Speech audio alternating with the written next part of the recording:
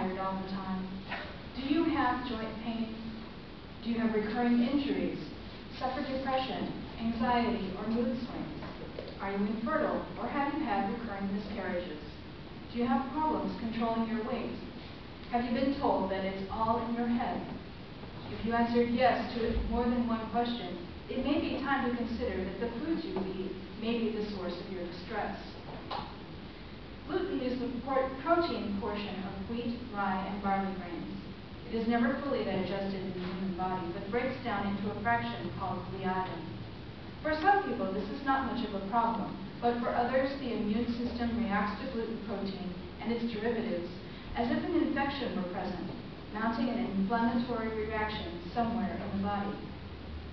For those affected symptomatically by gluten, that somewhere is the GI tract, forming ulcers and other painful conditions from the esophagus to the colon. For others, the damage is not as obvious, causing or contributing to skin irritation or even autoimmune diseases where the body's immune system begins to attack the body itself. Up to 40% of the American population has antibodies against gluten, and about 30% of the population are symptomatic.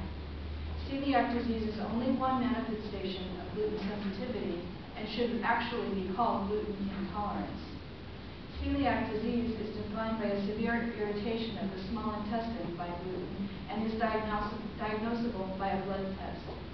Gluten sensitivity is definitively diagnosed by a stool sample, although any body system can be affected at varying degrees.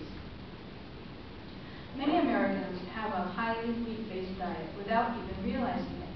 Consider breakfast of cereal and toast, lunch as a sandwich or soup with noodles and crackers, and more bread or pasta at dinner, cake or cookies for snacks or dessert, day after day after day. Watch television for an hour, and at least half the commercials advertise some happy pill to alleviate symptoms that could be traced to gluten sensitivity or other food-related symptoms or allergies. Walk into a grocery store, drugstore, or even a health food store, and you will find remedies to kill pain, maintain alertness, and improve mood. Other aisles are devoted to making people look good, even if they feel horrible. There are pretty much only two areas of a modern supermarket worth shopping in: the produce section and the meat, poultry, and fish aisles. An occasional stop for brown rice, beans, and quinoa or other non-gluten grains, dairy, and eggs is also fine. Most of the remaining aisles are filled with colorfully boxed garbage. If you want to avoid gluten 100%, you will have to read labels carefully. Gluten products are used as thickeners in sauces, binders in meatballs, and malt flavoring from barley is used as a sweetener. Garden burgers and other meatless products can also contain wheat, rye, and barley as fillers. There are a few simple truths to keep in mind with regard to food sensitivities. First, the more refined carbohydrates you eat, the worse you'll feel. Second, mental and emotional distress can be caused by poor eating habits, because in some people, the maldigestion of gluten grains can cause a lack of absorption of other nutrients due to the damage done to the GI tract. Nutritional imbalances can then lead to imbalances in brain chemistry.